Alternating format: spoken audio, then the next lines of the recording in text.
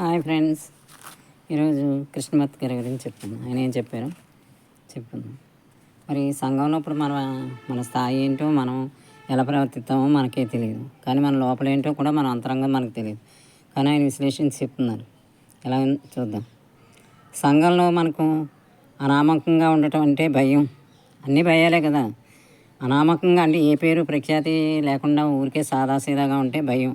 అందుకని గుర్తింపు కోసం ఏదో ఒక పదవి, దానికోసం పాకులాడతాం. సంఘ నిర్మాణం కూడా అలాగే ఉంది. ఈ రోజుల్లో సంఘం కూడా అలాగే ఉంది కదా.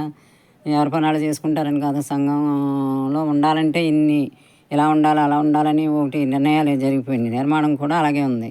ఏదో ఒక పదవి ఉన్న మనిషిని ఎక్కువ మర్యాద దొరుకుతుంది. మనిషికి పదవులు ఉన్న వాళ్ళకి, ధనవంతులకి, లేదా అలా అనమాట. ఆ సెలబ్రిటీలు అంటున్నారు కదా ఇప్పుడు, అది ఏ పదవి లేనివాడు ఎందుకు కొరకానివాడుగా చూడబడతాడు. ప్రతి వారికి ప్రపంచంలో అంతస్తు కావాలి. దాని గురించే మనకు ఇప్పుడు గొడవలు. అంతస్తుల కోసమే అంతస్తు కావాలి. కుటుంబంలో పెద్ద రకం కావాలి. భగవంతుని కుడి ప్రక్కనే కూర్చొని అధికారం కావాలి. ఈ అంతస్తే కాదు, మనం ఎల్లప్పుడూ వేదిక మీదనే కూర్చోవాలి. ఎలా ఉంటాయి మరి మన అంతరంగం? మనం ఎప్పుడైనా చూసుకున్నాం ఎలా ఉంటుందో మనం ఏం కోరుతున్నాం, లోపల విషయాలు ఏంటో మనం ఎప్పుడూ చూసుకోం. కానీ అంతరంగంలో మనం దుఃఖం, అల్లరి, ఆగం నిండి ఉన్న సుడిగాలులు, లోపల ఎన్ని సుడిగాలు సుడిగుండాలి మనకి. అందుచేత బయటకు అతి ఆడంబరంగా డాంబికంగా కనిపించడం చాలా అవసరం. ఇప్పుడు పరిస్థితి అదే కదా. ఇంకా పదవి, ప్రతిష్ట, అధికారం, మన్నన కావాలనుకోవడం, ఇతరుల కంటే మనం అధికులమని చాటుకోవడమే ఇవన్నీ మనం వేసి ఈ డాంబికాలు ఇవన్నిటికీ అర్థం అదే. మనం అధికులమని చాటుకోవడం కోసమే. ఆధిక్యత కోసం పాకులాడటం ఒక రకంగా దురాక్రమణే. ఇది ఒక పందెంలో మనం దురాక్రమణే. నిజంగా ఒక మఠంలో ఆధిక్యాన్ని నిలుపుకోవడం కోసం తాపత్రయపడుతున్న సన్యాసి తన స్థావరం కోసం కొమ్ములాడుతున్న కోడి కంటే ఎక్కువ కాడు, ఇంకా ఎక్కువే.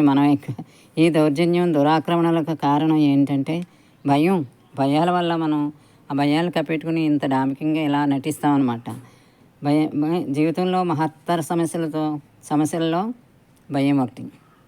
మహత్తర సమస్య అంటే ఇది భయం సమస్యల్లో ఒకటి. దీనిలో చిక్కుకున్న మనసు గందరగోళంలో, సంఘర్షణలోనూ చిక్కుకోగలుగుతుంది. ఇంకా మనసులో ఈ భయం అనుక్షణము భయమే. దాంట్లో చిక్కుంటే గందరగోళం, ఆగం, అల్లరి, దానికి అప్పెంటి కోసం, ఇంకా దాన్ని దాచిపెట్టడం కోసం మనం పైన డ్రెస్సింగ్లు, మేకప్లు, మా అంతరంగానికి కూడా మేకప్లు చేసుకుంటూ అలా తిరుగుతాం. ఆ లోపలే ఉంది, అది ఒప్పుకోం. దాన్ని కప్పిపెట్టి డాంబికంగా ఎలా ఉన్నాం. ఇది నిజమా అబద్ధం ఆలోచించండి. మీరు కూడా లోపల అంతరంగాన్ని ఇలా చూసి అర్థం చేసుకోగలగాలి. ఆ ప్రయత్నం చేద్దాం. లోపల మన అంతరంగం ఏంటో మనకు తెలియదు. అంతరంగాలు గుర్తించుకుంటేనే ఎవరినైనా మనల్ని మనం గుర్తించుకోవాలి ముందు, ఇతరులు కాదు. ఈ అంతరంగ విషయాలు ఇవన్నీ కృష్ణమూర్తి ఎంత బాగానో చెప్తారు. మరి అప్పుడప్పుడు మనం చెప్పుకుంటాం కదా. ఒక్కొక్కసారి మీరు కూడా ప్రయత్నించి చూడండి. మన అంతరంగం ఏంటి, మనం ఎలా ఉన్నాము, మన ప్రయత్నాలు ఇవన్నీ డొల్లతనం ఉందా, లేకపోతే నిజంగా మనం ఈ సంఘం కోసం బతుకుతున్నామో, మన కోసం బతుకుతున్నామో, దేనికోసం ఉన్నామో అది అర్థం చేసుకోవాలి. మరి రేపు ఇంకో విషయం మాట్లాడుకుందాం. సరేనా? బాయ్.